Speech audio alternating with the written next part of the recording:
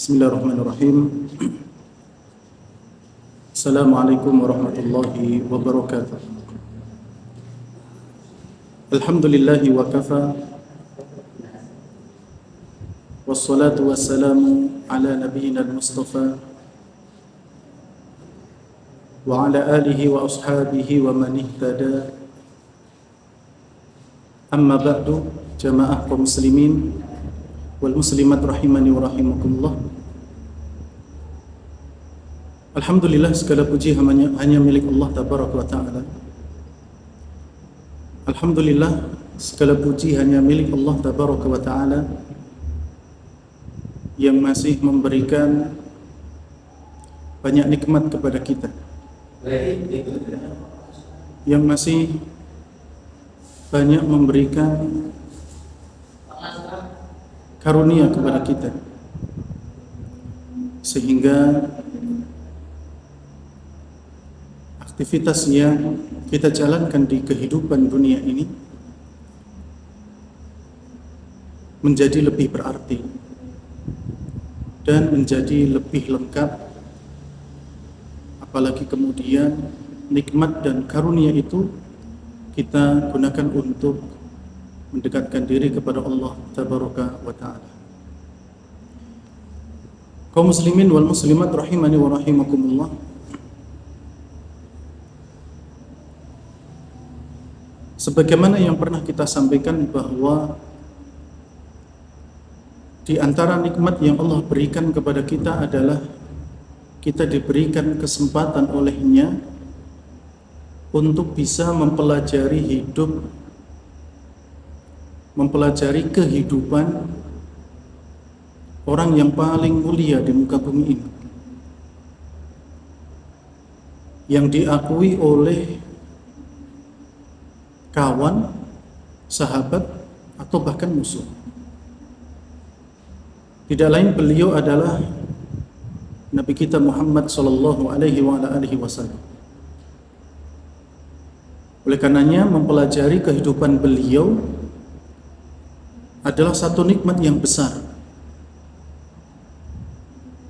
Di saat dimana ada orang-orang yang mereka mengaku cinta,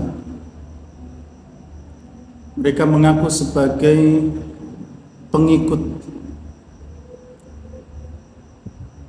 akan tetapi mereka tidak mau mempelajari perjalanan hidup beliau sallallahu alaihi wasallam. Maka ketika kita diberikan kesempatan oleh Allah untuk bisa mempelajari as-sirah an-nabawiyah, maka itu merupakan karunia dan nikmat yang sangat besar. Oleh karena itu hendaknya kita kemudian menekuni hal tersebut, mendalaminya dengan baik, sebagaimana alasan-alasan yang sudah kita sampaikan di kesempatan sebelumnya. Jamaah yang dirahmati oleh Allah tabaraka wa ta'ala, pada kesempatan kali ini kita kembali akan melanjutkan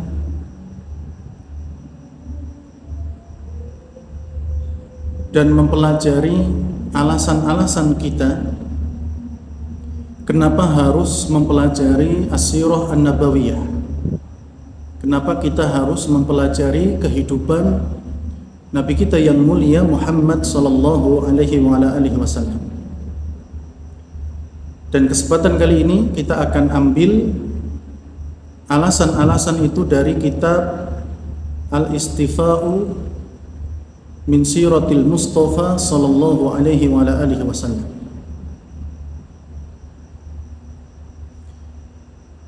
Kaum muslimin wal muslimat rahimani wa rahimakumullah. Di antara alasan kenapa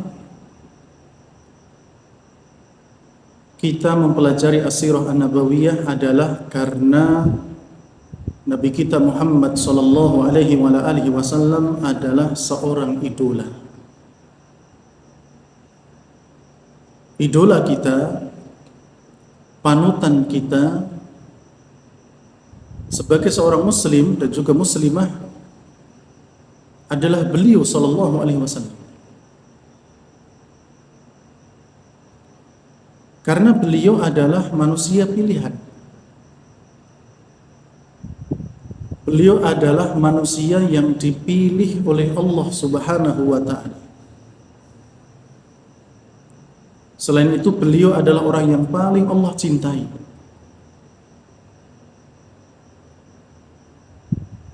Jadi selain beliau adalah makhluk yang Allah pilih, beliau juga menjadi orang yang paling Allah Subhanahu wa ta'ala cintai. Dan beliau adalah utusan Allah yang mengemban risalah, risalah Islam untuk disampaikan kepada umat. Maka kaum muslimin wal muslimat rahimani wa rahimakumullah, kalau kita kemudian mengaku sebagai pengikut Nabi dan kita jadikan beliau sebagai suri tauladan yang baik, maka ini akan mendorong kita untuk mau mempelajari kehidupan beliau sallallahu alaihi wasallam.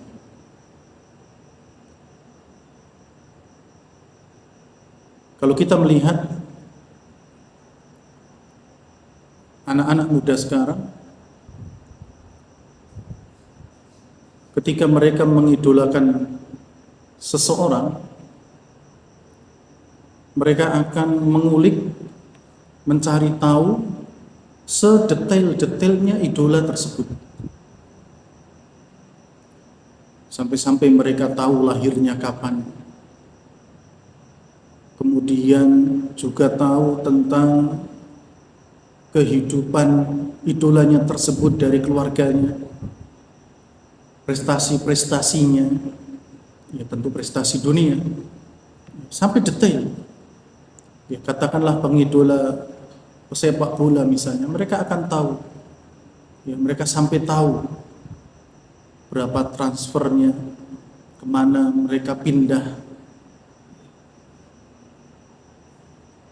Maka kalau kemudian kita pun menjadikan Nabi SAW sebagai seorang idola, maka hendaknya kita sebagai seorang muslim, muslimah patut untuk bisa mempelajari as-sirah an-nabawiyah, kehidupan Nabi kita Muhammad bin Abdullah sallallahu alaihi wa ala alihi wasallam.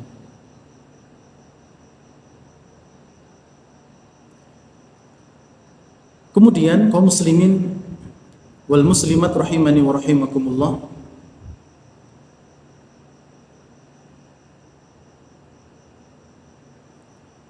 sebagaimana yang tadi kita sampaikan bahwa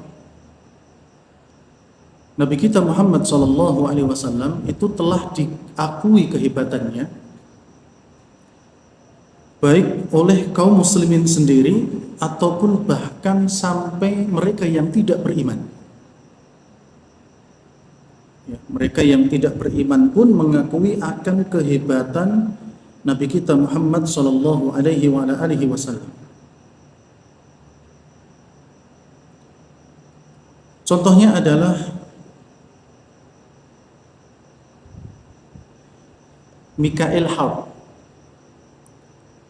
Ya, Mikail Harb, dia adalah ahli sejarah Amerika. Dia bukan seorang muslim.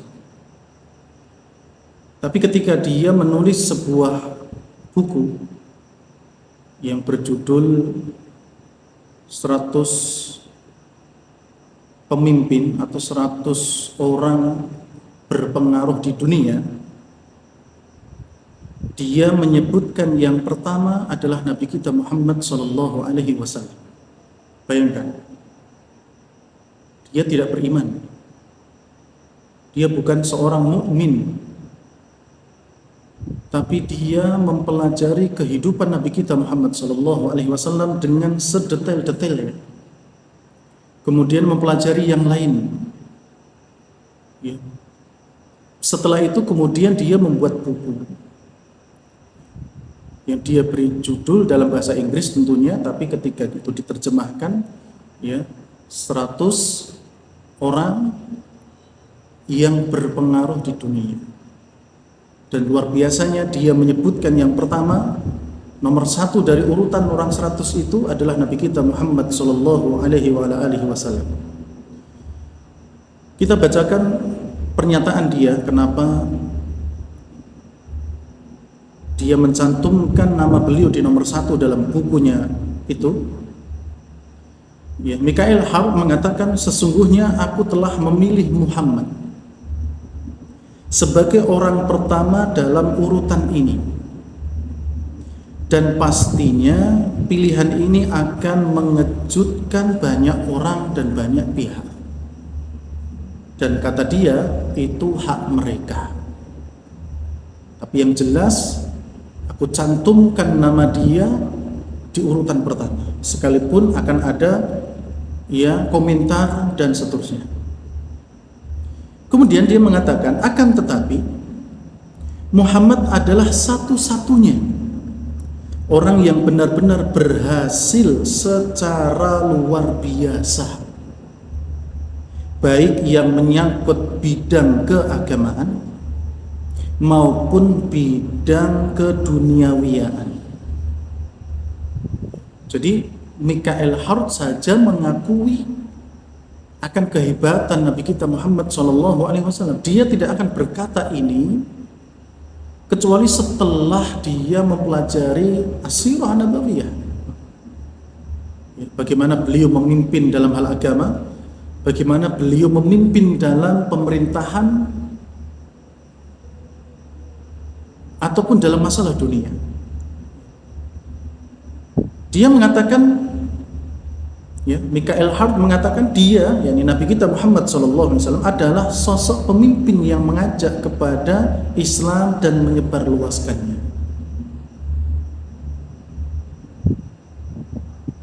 Dan bukti bahwa Nabi kita Muhammad SAW adalah manusia hebat, Mikael Hart mengatakan, jadilah Muhammad sebagai seorang pemimpin, seorang yang berpolitik, berhasil juga menjadi seorang prajurit. Kalau kita bisa belajar as-sirah nabawiyah, kita akan tahu bagaimana Nabi dalam berdakwah, bagaimana Nabi SAW di dalam berpolitik, ya, saat menjadi pemimpin di kota Madinah. Beliau pun melakukan, ya, aksi politik, tindakan politik dengan para raja-raja. Di antaranya adalah nanti di kisah hijrah pertamanya kaum muslimin ke negeri Habasyah. Itu bagian politik beliau kepada raja-raja yang ada di sana, atau raja yang ada di sana, Raja Najasyi. Atau sebelumnya beliau juga berpolitik dengan orang-orang Yahudi yang ada di Madinah. Kita akan melihat bagaimana cara berpolitik Nabi. Dan Mikael Hart menyatakan akan berhasilnya cara berpolitik Nabi SAW. Dan kalau kita belajar sirah pun, ya, belajar as-sirah an-nabawiyah, akan kita dapati bagaimana suksesnya Nabi menjadi seorang prajurit, sekaligus seorang prajurit sekaligus panglima, pemimpin peperangan. Ya, kita bisa lihat bagaimana ketika beliau memimpin di perang Badar. Kita juga bisa melihat kemudian peperangan kedua yang dahsyat, yaitu di perang Uhud, kemudian di perang Al-Ahzab, dan peperangan-peperangan yang beliau pimpin. Ya, Mikael Hart mengiyakan, membenarkan akan kehebatan Nabi kita Muhammad SAW. Berhasilnya beliau, ya, sebagai orang yang memimpin, berpolitik, sebagai prajurit atau panglima perang, pemimpin perang, kemudian juga sebagai orang yang beragama, sebagai seorang dai. Dan setelah 3 tahun dan setelah 13 tahun kurun, ya, 13 kurun setelah wafatnya beliau, sesungguhnya bekas ajaran Muhammad semakin kuat dan semakin baru. Banyak orang yang masuk Islam. Ini menunjukkan akan suksesnya Nabi dalam hal agama. Setelah beliau meninggal, 13 kurun, 13 tahun berikutnya, bahkan lebih sampai sekarang, ya, Islam semakin banyak orang yang suka. Padahal terkadang orang-orang yang berpengaruh itu hanya ketika masih hidup. Ya, kalau sudah wafat, pengaruhnya sudah tidak hebat lagi. Bahkan ada yang semakin lemah, semakin hilang dan hilang. Bahkan tidak ada yang tahu sama sekali kalau dia itu pernah menjadi orang yang berpengaruh. Tapi tidak dengan Nabi kita Muhammad sallallahu alaihi wasallam. Setelah ditinggal beliau jauh-jauh masa, Islam ternyata masih, ya, kuat saja. Bahkan banyak yang masuk ke dalam agama Islam. Kaum muslimin rahimani wa rahimakumullah. Selain Mikhail Hart, ada juga seorang cendekiawan dari Prancis. Ya, kalau tadi Mikhail Hart itu ahli sejarah Amerika, ya, sekarang cendekiawan dari Prancis namanya Gustave Le Bon. Dia pernah mengatakan, jika aku ingin mengukur kehebatan tokoh-tokoh besar dengan karya-karya dan hasil kerjanya, maka harus saya katakan bahwa di antara seluruh tokoh sejarah itu, Nabi Islamlah manusia yang sangat agung dan ternama. Maksudnya adalah Nabi kita Muhammad SAW. Jadi Gustave Le Bon sampai mengatakan, harus saya nyatakan bahwa nabinya kaum muslimin ini yang paling sukses, ini yang paling agung, mulia, dan juga yang paling ternama. Maka subhanallah, kaum muslimin wal muslimat rahimani wa rahimakumullah, kalau kita benar-benar menjadikan beliau sebagai idola, maka sudah tidak ada lagi alasan untuk kita tidak mempelajari kehidupan beliau sallallahu alaihi wasallam. Kalau orang-orang yang tidak beriman saja mengakui kehebatan beliau, mereka belajar tentang kehidupan beliau, bagaimana kita dengan yang beriman? Bagaimana dengan kita yang mengakui beliau adalah suri teladan? Dan ingat, sikap kita dalam hal beragama ketika kita mempelajari kehidupan beliau akan memberikan pengaruh. Ya, akan memberikan apa? Pengaruh. Kemudian kaum muslimin wal muslimat rahimani wa rahimakumullah, alasan yang lain kenapa kita harus mempelajari kehidupan Nabi kita yang mulia Muhammad bin Abdullah sallallahu alaihi wasallam. Karena dengan belajar as-sirah an-nabawiyah dapat mengetahui bahwa Allah memuliakan Nabi kita.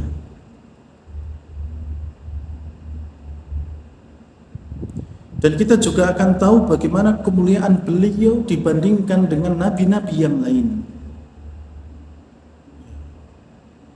Itu diantara alasan kenapa kita belajar as-sirah an-nabawiyah, kehidupan Nabi kita yang mulia sallallahu alaihi wasallam. Karena kita akan tahu kemuliaan beliau. Allah tabaraka wa ta'ala telah pilih beliau sebagai nabi, sebagai utusan.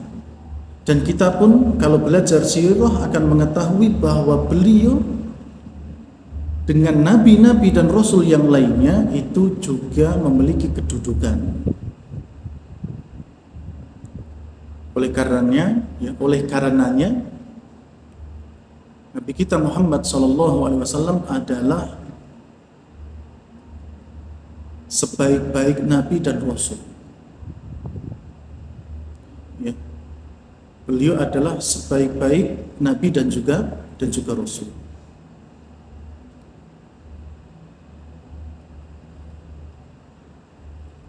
Kaum muslimin wal muslimat rahimani wa rahimakumullah. Kemudian alasan yang lain, kenapa kita harus belajar as-sirah an-nabawiyah adalah karena dengan mempelajari sirah, dengan mempelajari as-sirah an-nabawiyah, kita akan mengetahui keadaan umat-umat terdahulu. Kita akan mengetahui keadaan umat-umat terdahulu.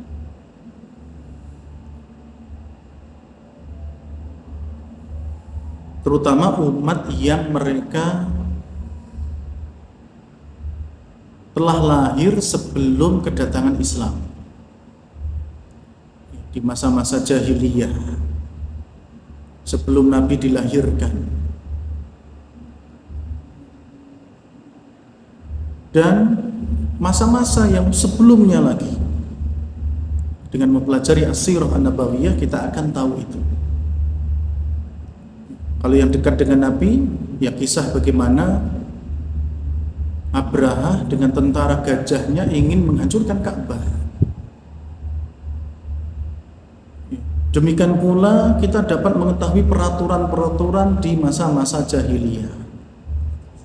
Sebelum datangnya Islam sudah ada peraturan-peraturan yang mana ketika nanti Islam datang, maka peraturan-peraturan itu ada yang masih dipertahankan sampai sekarang dan menjadi syariat Islam, ada pula yang kemudian dihapus atau kemudian diganti. Ya, misalnya dalam hal pernikahan, zaman dahulu satu orang laki-laki boleh menikahi lebih dari 4 wanita. Tapi ketika datang Islam, maka yang memiliki istri lebih dari 4 disuruh menceraikan. Ya, sisakan 4, dan itu yang diperbolehkan bagi umat. Demikian pula cara menikah juga bermacam-macam. Ya, ada 4 kata Aisyah radhiyallahu taala anha. Ya, 3-nya dihapus, 1-nya terus dilestarikan. Yaitu seseorang datang kepada wali perempuan, kemudian melamarnya, dan terjadilah akad nikah. Dan itu yang disahkan sampai ketika datang syariat Islam yang dibawa oleh Nabi kita Muhammad sallallahu alaihi wasallam. Demikian pula peraturan di zaman jahiliyah, seorang laki-laki boleh menikahi 2 wanita yang bersaudara. 2 wanita kakak adik boleh dinikahi sekaligus.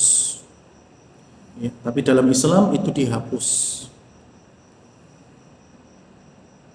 Boleh menikahi dua-duanya, tapi dengan syarat pernikahannya yang pertama itu sudah selesai, apakah karena kematian atau cerai. Misalnya si A laki-laki menikahi si B, kakak dari si C. Ya, si B seorang wanita dinikahi oleh si A seorang laki-laki, dan si B wanita ini punya adik C. Ya, si A laki-laki menikahi si B seorang perempuan yang memiliki adik si C, juga perempuan. Maka ketika pernikahan si A dengan si B ini sudah selesai, apakah karena kematian si B atau karena perceraian, maka kemudian boleh menikahi yang si C. Tapi kalau dulu zaman jahiliyah, dua-duanya boleh langsung dinikahi. Jadi dengan belajar as-sirah an-nabawiyah kita akan tahu ya, bagaimana umat-umat terdahulu, keadaan bangsa Arab, suku-suku di bangsa Arab. Ya, dengan belajar as-sirah An-Nabawiyah. Demikian pula kita akan mengetahui peraturan-peraturan di masa dahulu. Kemudian jamaah yang dirahmati oleh Allah Tabaraka wa Ta'ala, alasan yang lain kenapa kita harus belajar as-sirah an-nabawiyah,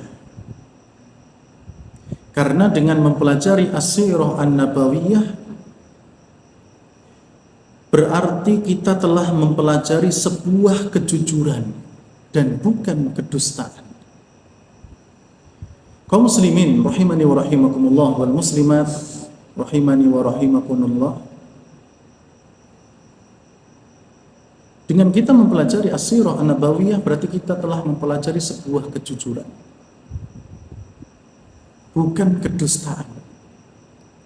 Oleh karena itu dalam Islam sifat jujur adalah sifat yang mulia. Jujur adalah akhlak baik yang harus dimiliki oleh seorang muslim dan muslimah. Dan dalam Islam lawan daripada jujur yaitu dusta adalah sifat yang jelek, akhlak yang buruk, sehingga seorang muslim dan muslimah tidak boleh memiliki sifat itu, sifat dusta. Maka ketika kita belajar as-sirah an-nabawiyah berarti kita belajar kejujuran.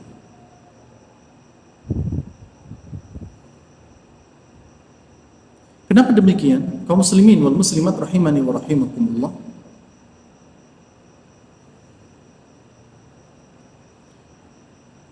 diutusnya Nabi sallallahu alaihi wasallam menjadi nabi yang terakhir adalah sebuah peristiwa yang pernah disampaikan kepada umat-umat sebelumnya, dicantumkan dalam kitab-kitab mereka. Jadi ahlul kitab Yahudi dan Nasrani sebelum datangnya Nabi SAW mereka sudah tahu, mereka sudah diberitahu bahwa Nabi yang terakhir akan muncul adalah Nabi kita Muhammad SAW. Dan itulah yang dimaksud kejujuran. Jadi kejujuran dan kebenaran serta bukti akan munculnya Nabi kita Muhammad SAW sudah diberitahukan ke umat-umat sebelumnya. Namun sebagaimana orang Yahudi, ketika tahu ternyata Nabi yang terakhir itu dari bangsa Quraisy, keturunan Nabi Ismail bin Ibrahim alaihi wassalam, mereka menolak. Padahal ahlul kitab mereka sangat tahu dengan Nabi kita Muhammad sallallahu alaihi wasallam. Di dalam Al-Qur'an Allah sebutkan hal ini, ya, bahwa kedatangan Nabi sallallahu alaihi wasallam, diutusnya Nabi itu sudah dikabarkan kepada ahlul kitab. Sebagaimana dalam kisah Nabi Isa alaihissalam dalam surat As-Saff ayat yang ke-6, Allah tabaraka wa taala berfirman, wa idh qala Isa bin Maryam, dan ingatlah tatkala Isa putra Maryam berkata, ya Bani Israel, wahai Bani Israel, inni Rasulullah ilaikum, sesungguhnya aku adalah utusan Allah kepada kalian, musaddiqan lima baina yadayya minat Taurat, yang membenarkan kitab sebelumku yaitu Taurat, wa mubashshira, dan pemberi kabar gembira, bi rasulin ya'ti min ba'di ismuhu Ahmad, yang akan datang setelahku seorang rasul bernama Ahmad. Maksudnya adalah Nabi kita Muhammad sallallahu alaihi wasallam. Falamma ja'ahum bil bayyinati qalu hadha sihrun mubin. Tapi tatkala Rasul itu datang kepada mereka dengan membawa bukti-bukti yang nyata, mereka mengatakan hadha sihrun mubin. Ini merupakan sihir yang nyata. Mereka menolak, padahal sudah disebutkan. Demikian pula bisa dilihat nanti dalam surat Al-A'raf ayat 157. Allah pun menyebutkan demikian.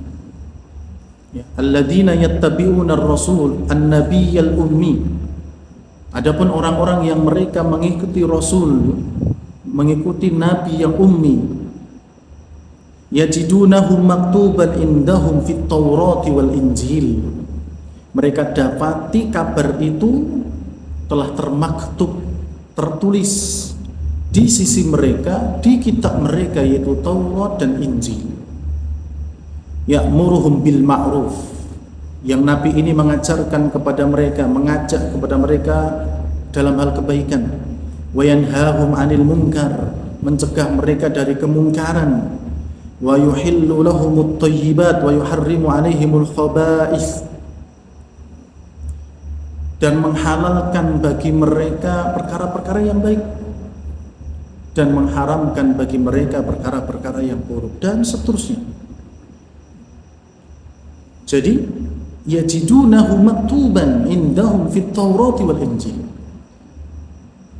Ahlul kitab, mereka telah mendapati kabar tentang datangnya Nabi yang terakhir, yaitu Nabi kita Muhammad SAW, itu maktuban, telah ditulis, ya, tertulis di sisi mereka, di kitab mereka, yaitu Taurat dan Injil.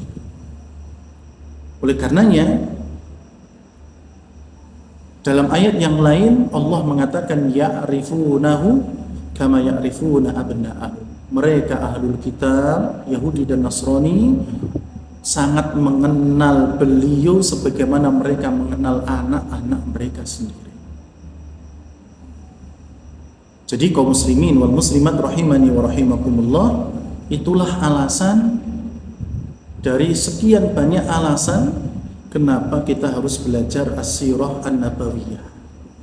Karena kalau kita belajar as-sirah an-nabawiyah, kita belajar sebuah kejujuran, kita belajar sebuah kebenaran, di mana kejujuran dan kebenaran akan diutusnya Nabi telah disebutkan, telah disampaikan, telah diberitahukan kepada ahlul kitab Yahudi dan Nasrani. Dan kita belajar as-sirah, selain belajar, ya, kejujuran, kita pun belajar untuk tidak berdusta. Ya, ketika berkisah tidak berdusta, dan juga tidak mendustakan Nabi kita Muhammad sallallahu alaihi wasallam. Kaum muslimin wal muslimat rahimani wa rahimakumullah, inilah alasan-alasan yang mendorong kita kenapa harus mempelajari as-sirah an-nabawiyah untuk kesempatan kali ini. Dan insya Allah kita akan kembali melanjutkan pembahasan dari alasan-alasan tersebut di kesempatan yang lain biidnillahi subhanahu wa ta'ala. Demikian kaum muslimin wal muslimat apa yang bisa kita sampaikan, kurang lebihnya mohon maaf. Subhanakallahumma rabbana wa bihamdik, asyhadu an la ilaha illa anta astaghfiruka wa atubu ilaik. Wassalamu alaikum warahmatullahi wabarakatuh.